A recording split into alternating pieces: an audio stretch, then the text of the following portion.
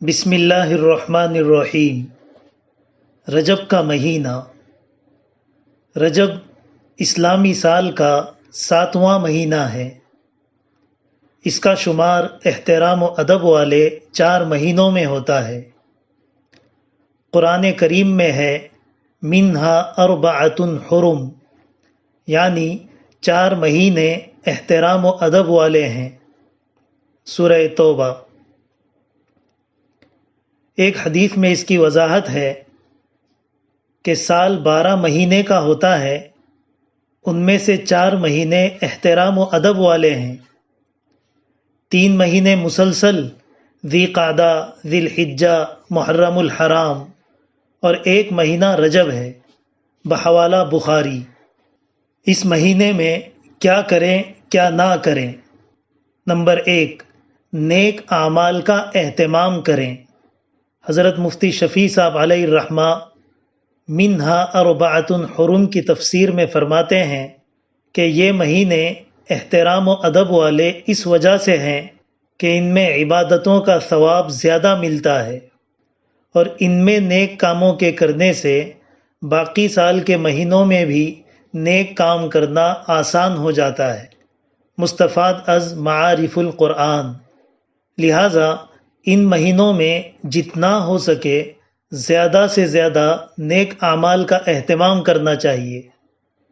رجب کے مہینے میں کوئی خاص عبادت یا عبادت کا کوئی خاص طریقہ شریعت میں مقرر نہیں ہے، لہٰذا نفل نماز، تلاوت، ذکر و استغفار، درود شریف، دعا وغیرہ ہر قسم کی نفلی عبادت کا اختیار ہے، اور نفلی عبادتیں مسجد وغیرہ میں جمع ہو کر کرنے کی بجائے تنہائی میں کرنے کا حکم ہے۔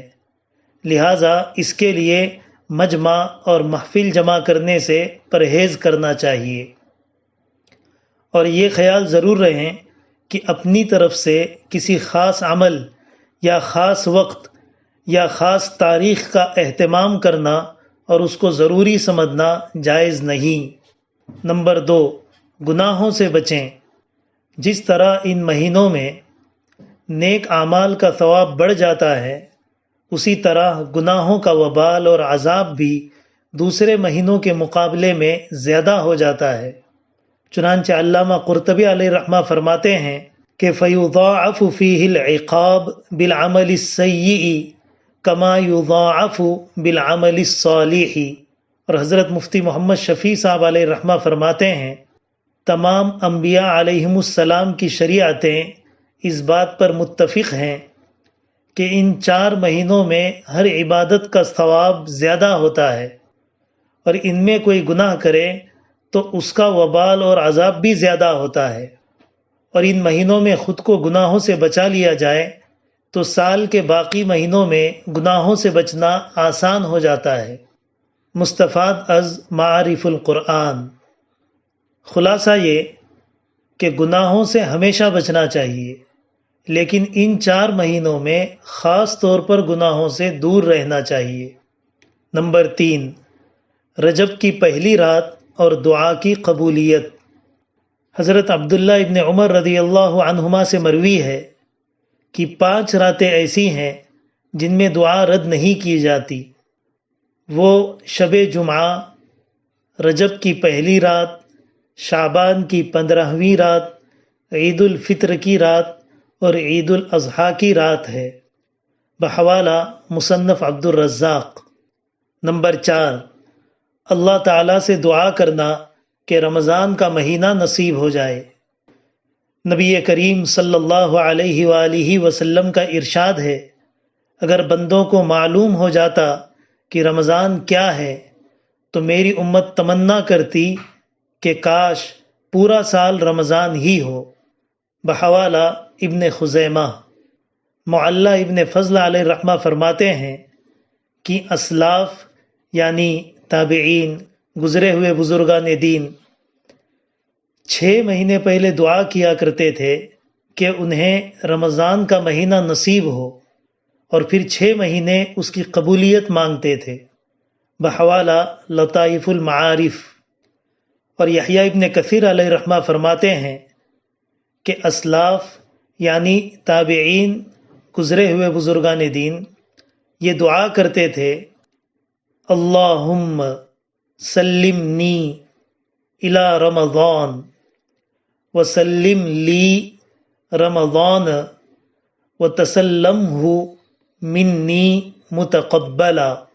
ترجمہ: اے اللہ، رمضان کے لیے مجھے صحیح سالم رکھنا اور رمضان کو میرے لیے سلامت رکھنا، اور میری طرف سے رمضان کو یعنی اس کے اعمال کو قبول فرما۔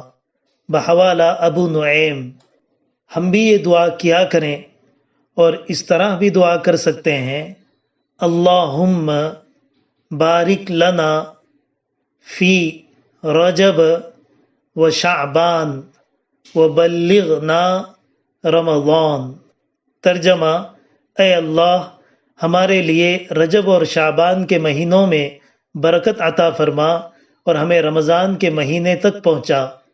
مستفاد از بیہقی۔ ماہ رجب کی بدعتیں۔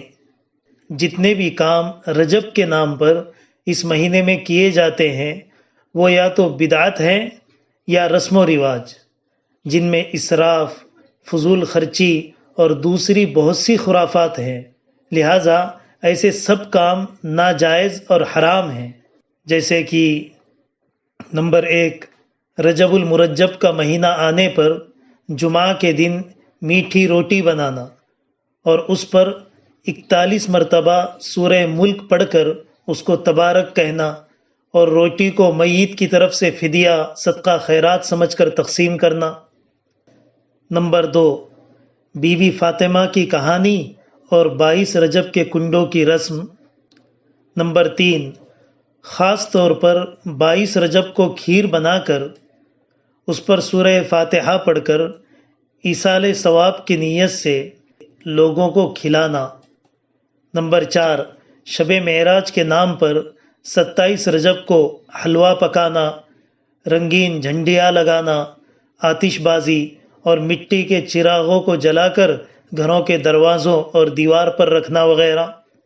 نمبر 5، 27 رجب کی شب کو جشن شب معراج کے نام سے منانا اور اگلے دن کا روزہ رکھنا، جس کو ہزارویں روزہ کہا جاتا ہے، وغیرہ وغیرہ۔ یہ سب ایسی رسمیں اور بدعتیں ہیں جن کا اسلام میں کوئی ثبوت نہیں ہے۔ ان تمام کاموں سے بچنا چاہیے۔ معراج کا 27 رجب کو ہونا یقینی نہیں۔ آج کل رجب کی 27ویں شب میں شب معراج کے نام پر طرح طرح کی خرافات انجام دی جاتی ہیں، حالانکہ آپ صلی اللہ علیہ وآلہ وسلم کو سفر معراج کب کروایا گیا، اس بارے میں تاریخ، مہینے بلکہ سال میں بھی بہت زیادہ اختلاف پایا جاتا ہے، اور شب معراج کے متعین ہونے کے متعلق جو روایات آئی ہیں وہ محدثین کی تحقیق کے مطابق رسول اللہ صلی اللہ علیہ وآلہ وسلم سے ثابت نہیں، جس کی بنا پر 27ویں شب کو ہی شب معراج قرار دینا بالکل غلط ہے۔ مستفاد از شرح زرقانی و مجمع الفتاوی۔ علامہ زرقانی علیہ الرحمہ کے بقول 45 صحابہ کرام سے شب معراج کے متعلق روایات منقول ہیں، اس کے باوجود معراج والے رات کی ایک ہی تاریخ یقینی طور پر نقل نہیں کی گئی۔ آخر کیوں؟ نہ نبی کریم صلی اللہ علیہ وآلہ وسلم نے معراج کو بنیاد بنا کر معراج والی رات کو عبادت کے لیے متعین کرنے کا حکم دیا، اور نہ اس رات کی اس طرح سے تعظیم کسی بھی صحابی رسول کے ذہن میں پیدا ہوئی، اور نہ محبت کے تقاضے میں ہی اس طرف توجہ کی گئی۔ سوال یہ ہے کہ جب حضور اکرم صلی اللہ علیہ وآلہ وسلم کی ہر ادا کو محفوظ کرنے کا اہتمام کیا گیا تو آخر اس شب سے اس قدر بے توجہی کیوں؟ اس کی کیا وجہ ہے؟ تو اس سوال کے جواب میں حضرت مولانا مفتی رشید احمد صاحب لدھیانوی علیہ الرحمہ فرماتے ہیں کہ اس شب میں خرافات اور بدعتوں کی بھرمار کا شدید خطرہ تھا، لہٰذا حضور صلی اللہ علیہ وآلہ وسلم اور حضرات صحابہ کرام نے بدعتوں اور رسموں کا دروازہ بند رکھنے کے لیے اس کو راز رکھنا ضروری سمجھا۔ دوسری بات، شب معراج جس رات میں بھی ہوئی ہو، اس رات کو کوئی بھی متعین عبادت شریعت میں ثابت نہیں ہے، لہٰذا شب معراج کے نام پر عبادت کرنا یا اس کے لیے جمع ہونا وغیرہ کسی بھی طرح کا اہتمام صحیح نہیں۔ اللہ تعالی رجب المرجب کی برکتیں ہم سب کو نصیب فرمائے اور اس میں جو کرنے کے کام ہیں ان کو کرنے اور جو نہ کرنے کے کام ہیں ان سے بچنے کی توفیق عطا فرمائے۔ آمین یا رب العالمین۔ السلام علیکم ورحمۃ اللہ وبرکاتہ۔